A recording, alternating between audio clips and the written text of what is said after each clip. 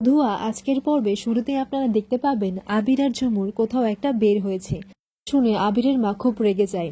আবির আর ঝুমুরকে বলে ওরা এক্ষুনি সময় পেল আজকে বেরোনোর, রাতে তো বউ ভাতের অনুষ্ঠান হবে, কখন কি হবে তুমি তাড়াতাড়ি ওদেরকে ফোন করো আর বলো বাড়ি ফিরে আসতে। ওর কাকিমণি এসে আবিরের মাকে বলে আচ্ছা বড়দি তোমার সাথে আমার কথা আছে। এরপর আবিরের মা বলে হ্যাঁ বল।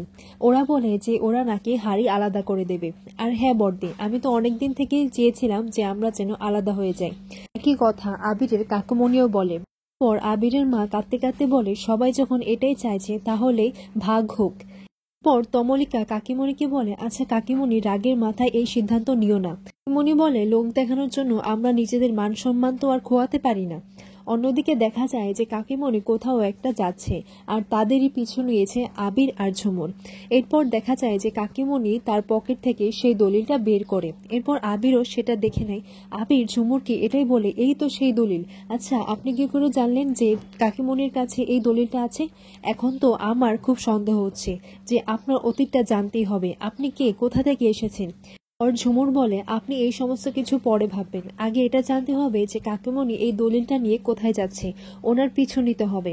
এরপর আবির আর ঝুমুর আবারও কাকিমণির পিছু নেয় এবং কাকিমণি বারবারই পিছন দিকে তাকিয়ে দেখে যে কেউ আছে কিনা, কিন্তু পেছন দিকে তাকালে কাউকেই দেখতে পায় না। এর পরের মুহূর্তে দেখা যায় যে কাকুমণি একজন অ্যাডভোকেটের সাথে কথা বলছেন। সেই দলিলটাও দিয়ে দিয়েছে এবং একটা সই করা কাগজও ওনাকে দেয় আর যত তাড়াতাড়ি সম্ভব এই দলিলটা তৈরি করতে বলে আর ওনাকে টাকাও দেয়। আর এই মুহূর্তটা আবির তার ফোনের মধ্যে ক্যাপচার করে নেয়।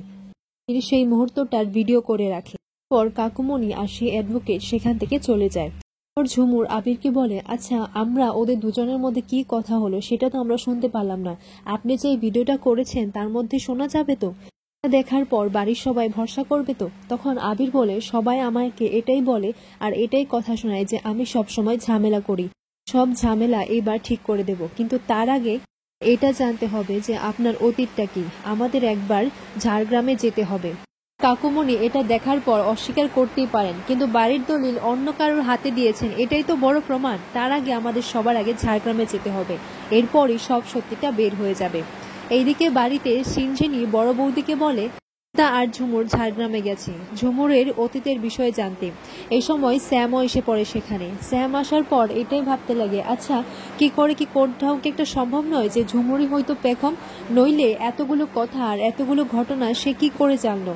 সমস্ত কথাই রনিতা আড়াল থেকে শুনছিল। রনিতা এটাই ভাবতে লাগে যে এখন কাজের লোকের মেয়েটা বাড়ির বউ হয়ে একেবারে এখানে থেকে যাবে, ওকে কি আর তাড়ানো যাবে না। এই মুহূর্তে দেখা যায় যে সেখানে কাকুমণি চলে আসে। মণি বলে কি ব্যাপার তোমরা সবাই এখানে, কি কথা বলছো?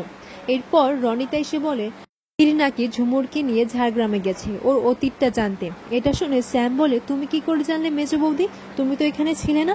রনিতা বলে আসলে আমি আসছিলাম তো তাই শুনতে পেলাম। তা বলে শুধুমাত্র অতীত জানতে গেল তা তো নয়, এর পিছনে অন্য একটা কারণ আছে। এটা শুনে সিনজিনি বলে তোমার মনে নিশ্চয়ই কোনো একটা প্যাচ রয়েছে।